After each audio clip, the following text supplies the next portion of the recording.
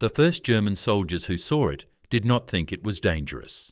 It was small, low and fast, barely visible through the morning fog. It did not roar like a tank or scream like a dive bomber. It simply appeared on the road, moved with confidence, and vanished again.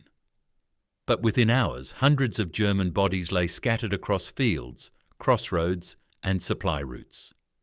No one understood how such destruction could come from something so simple. By nightfall, German officers were already asking the same question in panic-filled whispers.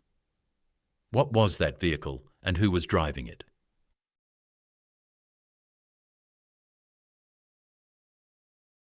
The date was August 7, 1944. The place was Western France, just weeks after the Allied breakout from Normandy. The German army was already under pressure, retreating, reorganizing, trying to hold roads that were suddenly more important than entire cities.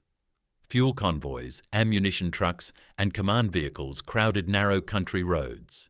Every intersection mattered. Every delay could mean disaster. And that was exactly what this modified Jeep was designed to create.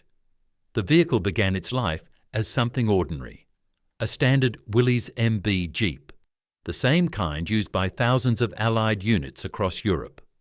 Light, reliable, and easy to repair. German soldiers had seen plenty of them before. They were scouts, messengers, supply runners, not killers. But this one was different.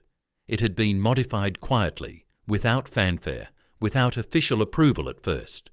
Its purpose was not transport. Its purpose was disruption, confusion, and shock. The man behind the idea was Captain Robert L. Johnson of the U.S. Army's 2nd Armored Division. Johnson was not famous. He was not a headline officer. He was known among his men as calm, methodical, and observant. During the Normandy fighting, he noticed something important. German columns moved fast when unchallenged, but collapsed when attacked from unexpected angles. Tanks were powerful, but slow and obvious. Infantry was flexible, but limited. Johnson believed speed itself could be a weapon. Working with a small team of mechanics in late July 1944, Johnson ordered changes that transformed the Jeep into something else entirely. The windshield was removed to lower its profile. Extra fuel cans were mounted for extended range.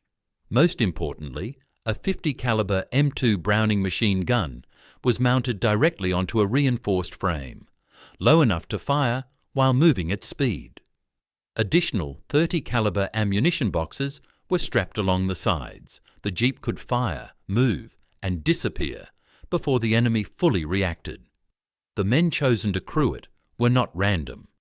They were experienced, disciplined, and aggressive without being reckless. Sergeant William "Bill" Carter was the driver, a former farm mechanic from Iowa who understood engines better than most officers. The gunner was Corporal James H. Morales, a quiet Texan with months of combat experience and a reputation for accuracy under pressure. A third man, Private First Class Andrew Lewis, served as navigator and spotter, armed with a Thompson submachine gun. Their mission was simple on paper: disrupt German rear area movement near the town of Lüneburg, a key crossroads used by German forces retreating east. The area was packed with mixed units, exhausted infantry, supply trucks, and scattered armoured elements. The Germans believed the roads behind the front line were relatively safe. That belief would not survive the day. At 05:30 in the morning, the Jeep rolled out under a grey sky. Fog hugged the fields, limiting visibility. Perfect conditions. The Jeep moved without headlights, following farm paths and tree lines. By 06:10, they reached the first target, a German supply convoy of trucks parked along a road, drivers drinking coffee, guards half alert. Morales did not wait for an order. The .50 caliber opened fire at close range. The effect was immediate and devastating. Trucks exploded. Men dropped before they could even shout. Carter drove. Straight through the convoy, Morales firing in controlled bursts, aiming low, then sweeping upward. The Jeep never stopped. It did not linger. Within 90 seconds, the convoy was destroyed. Over 50 German soldiers were dead or dying. The Jeep vanished into the trees before any organised response could form. Reports flooded German field phones within minutes. An attack, a heavy weapon, unknown unit, no clear direction.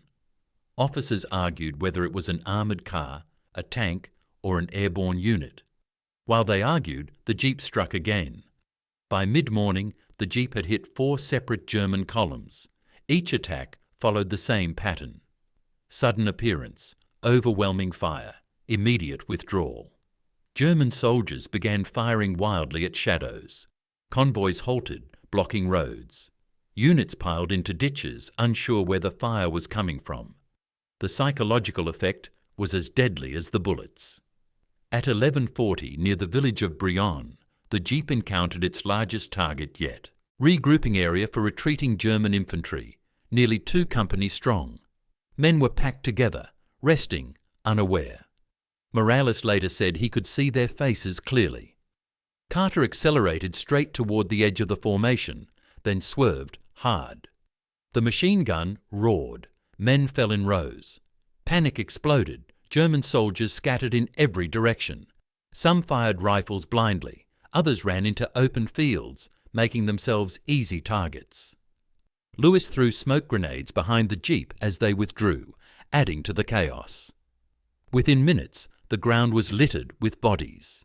Estimates later placed German casualties from that single attack at over 100. By early afternoon, German commanders realized something was very wrong. This was not a random raid. This was a systematic hunt. Orders went out to stop all traffic. Roadblocks were erected. Machine gun nests were set up at intersections. The Jeep had killed too many men too quickly. By some counts, over 400 German soldiers were already dead on the first day. But stopping it was not easy. The Jeep was too fast, too small.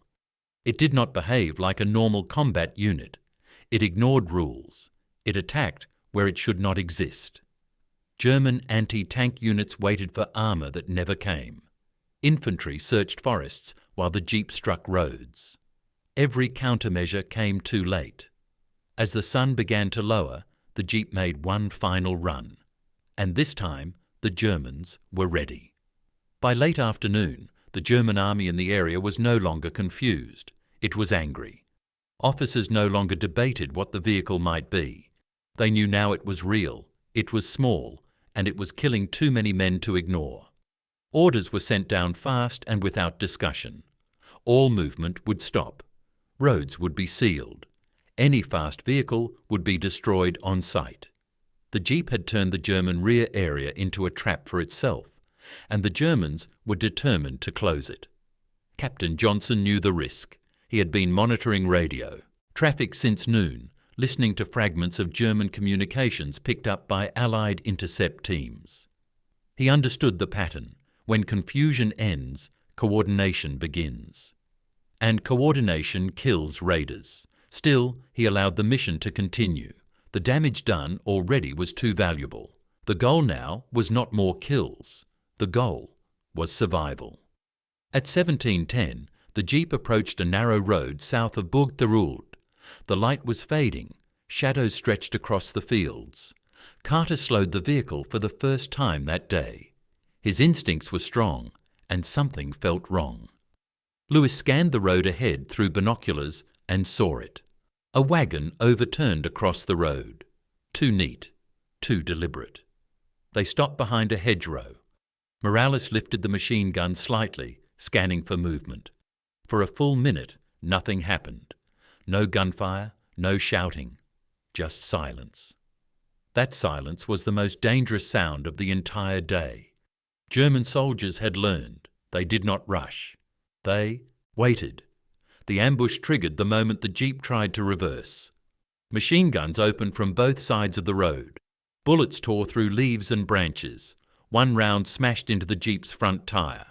Carter swore and slammed the accelerator anyway. The vehicle lurched forward, scraping past the wagon as Morales fired back blindly to suppress the fire. A German anti-tank rifle cracked. The round punched through the Jeep's rear panel, missing Lewis by inches. Smoke grenades were thrown, but the Germans had anticipated that too. Flares shot into the air, turning dusk into harsh white light. For the first time that day, the Jeep was fully visible. Carter drove hard, one hand on the wheel, the other holding the vehicle steady as it bounced across the road. Morales fired in short bursts, conserving ammunition, aiming at muzzle flashes. Lewis returned fire with his Thompson, though he knew it was more noise than effect. The Jeep broke through the kill zone, but the damage was real. The engine sputtered. The front tyre shredded completely.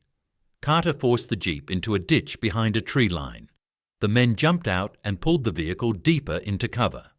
For several minutes, German fire continued, sweeping the area. Then it stopped. German infantry moved cautiously now, no shouting, no rushing. They had learned the cost of haste. Captain Johnson made the decision quickly. The Jeep could not escape intact. Staying meant death or capture. He ordered the men to destroy it. Morales placed grenades along the engine block. Lewis smashed the radio. Carter poured fuel over the ammunition boxes. At 17:34, the explosion ripped through the trees.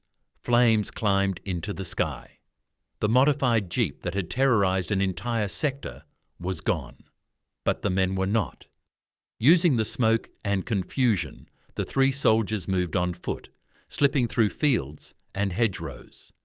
German patrols passed within meters of them more than once. At one point, Lewis lay face down in mud as boots marched past his head. No one saw him. By nightfall, they reached Allied lines. The official report filed the next day was short and almost cold. Mission successful. Vehicle destroyed. Crew recovered. Estimated enemy casualties, over 400 killed or incapacitated within 24 hours. German records later confirmed the impact. Entire battalion movements were delayed. Fuel shortages worsened. Command units relocated unnecessarily. German officers began exaggerating the threat, reporting multiple armoured raiders where only one Jeep had existed. Fear did the rest. What made the story powerful was not just the number, it was the lesson. The Jeep did not win the war. It did not change the outcome of the campaign by itself, but it proved something deeply unsettling to the German army. The battlefield had changed. Speed, initiative, and surprise could now outweigh mass and firepower. Captain Johnson never became famous. Sergeant Carter went back to driving tanks. Corporal Morales survived the war and returned home quietly. The Jeep itself was never rebuilt. Its job was done. But its story spread. Allied units across Europe began modifying vehicles in similar ways. Fast strike teams, hit-and-run tactics, aggressive reconnaissance. The idea born on a dusty French road became doctrine. German veterans later wrote about that day with bitterness and disbelief. They described fear of roads, fear of engines, fear of shadows moving too fast to aim at. They described a feeling that the enemy was everywhere and nowhere at once. And it all started with one modified Jeep, driven hard, used smartly, and unleashed at exactly the wrong moment for the German army. On its first day, it killed hundreds, but its real weapon was not the gun. It was the fear it left behind.